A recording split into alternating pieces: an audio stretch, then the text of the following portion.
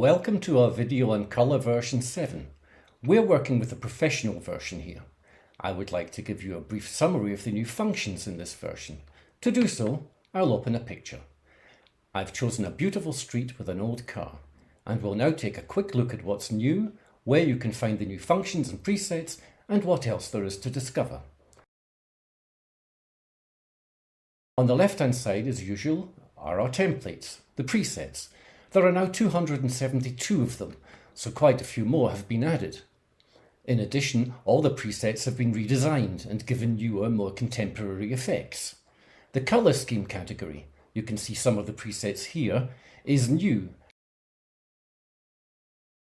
And this frame category is also new.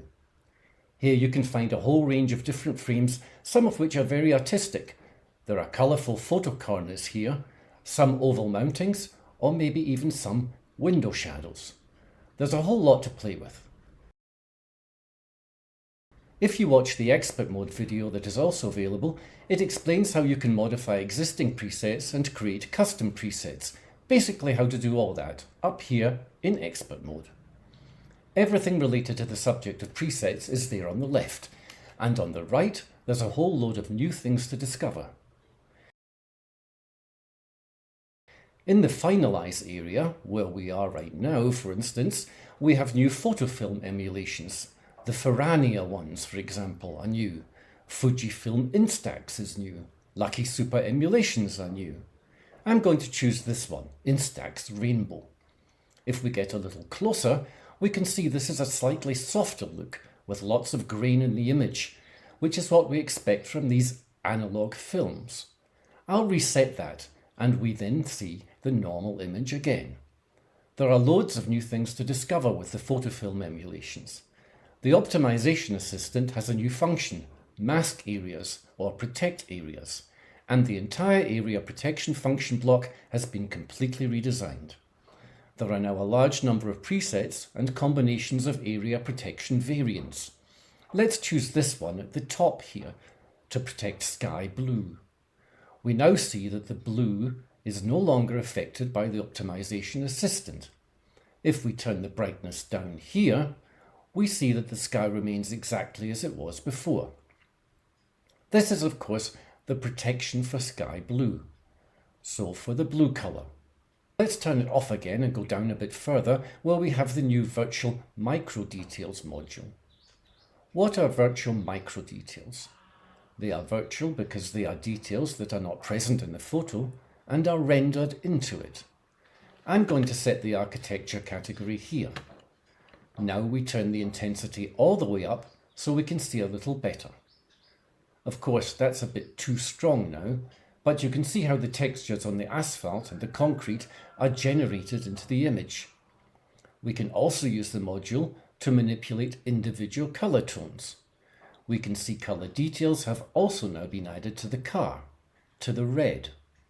If I exclude the red here, then my car is freed from these virtual micro details again. Naturally, you have to give the whole thing a bit of consideration. Maybe it's better with the 100% intensity set beforehand, and if you then see that you can add a bit of nuanced detail like that, you can give the photo a little more depth, a little more substance. Let's scroll down a little further to the selective drawing area. The new additions there are the transfer function and smart ambient light. There is an extra video for this feature called Changing the Sky, where it is explained in detail. You may want to take a look at that extra video. There is also an extra video for the next module, the color module, which provides a detailed description of the module and how to use it. Then we have added an LUT module. You may be familiar with our LUT products, LUT1 and LUT Video 1, which let you create your own LUT styles. LUT stands for Lookup Table. These photo styles are then stored in a cross-program database, which means the Color 7 program can access this LUT1 database and use and apply the styles directly to the image. It also works alongside everything else you've done in the photo. With a modified preset, which is Glow here, with selective drawing, with virtual micro details. They all work and interact with each other, so you can use the LUT styles here too. A little further down at the very bottom, we find the focus peaking module. You may be familiar with focus peaking from your camera. I'll set the default preset again here. It shows you what is sharp in the image and what isn't that sharp.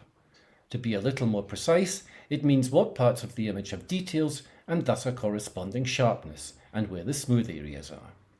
If we look here, we can adjust the display a little so we can see it a bit more precisely. We can see that the focus in this photo is both on the car in front and the buildings behind, so it's sharp throughout.